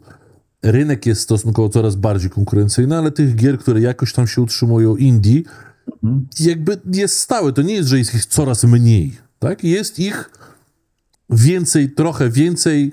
Jest trudno, ale jest tam przepis na przetrwanie, tak? I jakby ja to rozumiem po sobie, że tak jak ty, no, skończyłem Valheima Ashlandy, tak, W końcu. tak, w ogóle było bardzo, bardzo łatwo pod koniec, więc, znaczy, no może nie bardzo, ale było. Ale to nadal jest świetny experience. I jak wyjdzie ostatni biom, też zagram, bo to no aż Musimy szkoda. kontrolować. Tak, no najgorsze, że ta gra jest, zapłaciłem za nią raz. Ja w ogóle, mi wstyd, jak gram w Valheima, ja się wstydzę tego, że nie zapłaciłem za ten któryś tam kolejny biom. Ja uważam, że oni powinni na pewno od Ashlandów tam jakby, no, dodatkowo charge'ować, bo tam były dodatki i tak dalej, ale to już jakby inna kwestia. W każdym razie, ja robię tak na zmianę. Kingdom Come, jakiś indyk, w sensie Expedition 33, no to Oblivion, a to coś tam. I teraz chcę Precincta ograć, bo jest szałowy. Co zresztą było widać, jakby wielokrotnie czytałem na Twitterku jakieś szały, że wow, kurde, ale super się udało. I mówię, no pewnie, że się udało. Największa gra Steamfesta letniego, tak, która tam pobiła wszystkie rekordy i wszyscy ją tam ogrywali. Wśród tych kilku tysięcy gier, no to oczywiście, że ta gra była skazana wręcz na sukces, ale pozdrawiam wszystkich jarających się. From success. Tak, ale mnie dziwi, że się ludzie dziwią, nie, na Twitterku, że Precinctowi się udało. No pewnie, że się udało. Jak mogło się nie udać? Rynek jest trudny. To sobie ustalmy. Ale jest tam pewna wyboista ścieżka usłana kolczastymi krzewami, ale da się w niej odnaleźć miejsce. Wiesz co? Tak, ale to jest, wydaje mi się, że podejście do tego w taki sposób, że każdemu może się udać, jest błędne. Wydaje mi się, że wiesz, w self-publishing w dzisiejszych czasach, mówię, w moim skromnym zdaniu, to powinna być ostatnia opcja, bo to jest, wiesz, ja działam w takim systemie, można powiedzieć, że osobiście, że wszystko, co na przykład my robimy dla gry, czyli te wszystkie kampanie marketingowe, kickstarterowe, notki PR-owe, wszystko, to nie decyduje zero-jedynkowo o tym, czy gra wyjdzie, czy nie, czy się sprzeda, czy nie, czy będzie popularna, czy nie, tylko dodaje jakiś tam procent szans, prawda? Mhm. Self-publishując grę, startujesz z bardzo niskiego poziomu. Masz ogromnie niski procent szansy, że ci wyjdzie. I masz rację, dużo jest gier, którym się udaje, nie? Które się self-publishują. Super, ja się z tego bardzo cieszę, bo lubię widzieć, że dobrym ludziom fajny pomysł wychodzi, tak? Ale prawda jest taka, że 99% ludzi, którzy to spróbują, szczególnie z każdym następnym rokiem tej tendencji, która się utrzymuje teraz, będą mieli coraz gorzej i najprawdopodobniej im nie wyjdzie, nie? Dlatego tutaj, wiesz, ja na przykład mając szansę ku temu, żeby kształtować ten nasz, wiesz, zespół wydawniczy, zespół zewnętrznego wydawnictwa, ja też staram się naprawdę, wiesz, dać temu taką ludzką twarz, tak? Żeby nie zdziersko do tego podchodzić. Z taką, no to w sumie można powiedzieć z takim modus operandi, który my wiesz, o którym wcześniej mówiłem względem Army czy DayZ, tak? Czyli mówię, ludzka twarz, robimy fajne gry i po prostu staramy się zrobić coś fajnego razem i tyle. No i tego się trzymajmy. Słuchaj, trochę żeśmy się zagadali, ale było bardzo przyjemnie jak zawsze. Szkoda, że cię będzie w Krakowie, ale myślę, że to nadrobimy przy innej okazji. Dla wszystkich gości rzucam jeszcze na sam koniec, ale dziękuję ci bardzo za mega przyjemną rozmowę. Dwie rzeczy na sam koniec do ciebie. Pierwsza to twoja predykcja, ta taka biznesowa na najbliższe 2-3 lata, gdzie się znajdziemy z branżą. Jak to widzisz? Gdzie siebie widzisz, jak siedzisz w maju 2027, zaraz ma wyjść Wiedźmin 4. Co wtedy czujesz? Co jest w twoim sercu? Wiesz co? To jest bardzo dobre pytanie, bo wiesz, jest tyle zmiennych i tak to się dynamicznie rozwija, że ciężko jest, wiesz, cokolwiek przewidzieć, tak? No to co byś chciał, żeby wówczas było w twoim sercu? Co bym chciał? Żeby, wiesz co, żeby ta tendencja tego market share'a spływającego na gry indie, żeby się zwiększała. Bo wiesz co, mnie boli repetytywność AAA-ów. Mnie boli to, że wiesz, że te gry się robią już nijakie, tracą swoją duszę, tracą oryginalność, nie? Mam nadzieję, że ten segment indie będzie coraz to ciekawsze miksy typów gier nam przynosił, coraz to ciekawsze, wiesz, art style, spojrzenie na... Ja wiesz, widziałem na przykład gry, gdzie nie, wiesz, jesteś osobą niemą, kompletny przykład, nie? Osoba niema i wiesz, i klikasz sobie czymś i używasz echolokacji do poruszania się po świecie, nie? Kompletny przykład, ale tego typu rzeczy są mega ciekawe i chciałbym, żeby więcej tego typu gier naprawdę jednak wypełniało ten rynek. Ale mówię, żeby nie było, w Wiedźmina 4 bardzo chętnie pogram. No, jak będzie innowacyjny, rozumiem. Nie, pogram, wiesz, ale to wiesz, to jako patriota. Tak, z tego game devowego rasizmu zagramy w Wiedźmina 4, dokładnie. Nawet jak będzie słaby, to i tak zagramy. Tak, swoich trzeba wspierać, słuchaj, Polak z zagranicy wyśle pieniądze do... To chyba jest wbrew temu, o czym wcześniej mówiliśmy. Wydaje mi się, że zaprzeczamy sobie troszeczkę, ale... Jedną okej. kwestię chciałbym tutaj, wiesz, taką anegdotkę zarzucić już na sam koniec, bo jednak, wiesz, no Everwind to jest polska produkcja, wiesz, jeszcze z innymi polskimi firmami też współpracujemy i już powoli szefostwo zaczyna się mnie pytać, czy ja nie wyprowadzam po prostu z zachodu, wiesz, z centralnej Europy pieniędzy i nie wysyłam z powrotem do kraju, do Polski. Tak, trzeba mu powiedzieć, że całą rodzinę akcjonariuszowo wrzuciłeś tam w te parę studiów i teraz zwracasz to, co trzeba dla macierzy. Dokładnie to. Dobrze. Zachód zawinił, teraz Zachód oddaje. Tak. Ja myślę, że w ogóle tej naszej regionalnej jedności czy solidarności nam aż trzeba. Mam gdzieś tam w planach zrobienie czegoś takiego właśnie bardziej środkowoeuropejskiego, ale to sobie, mam nadzieję, jeszcze o tym porozmawiamy. I na sam koniec powiedz jeszcze, jaką masz radę jak już miałeś ten swój program, czy może dalej masz ten mentorski, co możesz powiedzieć dla tego młodego pokolenia game devów, tych, co się urodzili, no może nie Minecraft wychodził, ale niech będzie, że jak pierwsze Call of Duty wychodziło, się urodzili i co im dzisiaj powiesz o pracy w game devie, jaką masz dla nich radę, jak ten sukces odnieść i jak się utrzymać na tym stołku w zachodniej Europie. Znaczy wiesz, ciężka praca to jest pierwsza rzecz, dużo szczęścia to jest druga rzecz i wspieranie doświadczenia tam, gdzie można. Jeżeli, słuchaj, branie udziału w game jamach, w indykowych projektach, próbowanie czegoś samemu, cokolwiek, żeby było się w stanie udowodnić swoją ekspertyzę i doświadczenie, to jest to, czego w dużej mierze szukają studia. Okej. W górę serca, odwagi i siły i wytrwałości.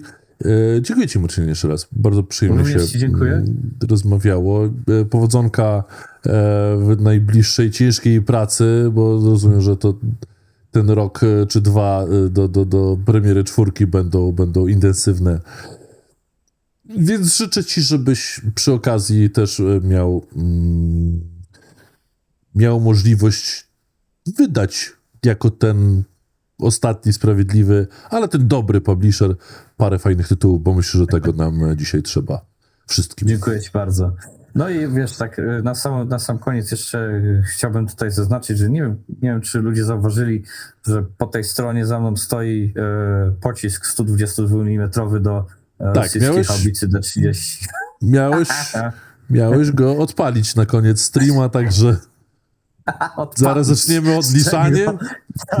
Wiesz, tak, zaraz zaczniemy odliczanie i tak się zakończy stream, ale tak ogólnie. Powodzonka, dziękuję ci bardzo i trzymaj się. Dziękuję bardzo. A z państwem słyszę się w przyszłym tygodniu, zaraz po Digitalsach, w czwartek, więc będziemy na świeżo i opowiemy o tym, co słychać. Dzięki bardzo. Dziękuję za hostowanie. Cześć. Trzymajcie się. Hej.